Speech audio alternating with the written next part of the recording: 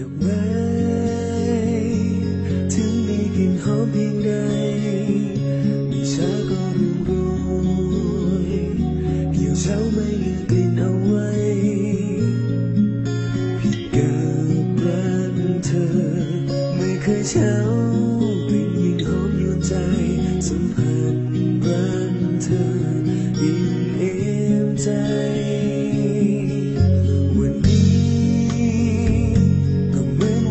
ฉันเจอเธอรอยยิ้มเราแรกเจอ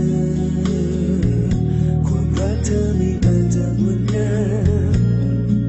เธออยู่ข้างกายรวมความเหงารวมสุขทุกคืนวันตัวฉันโชคดีได้มีเธอ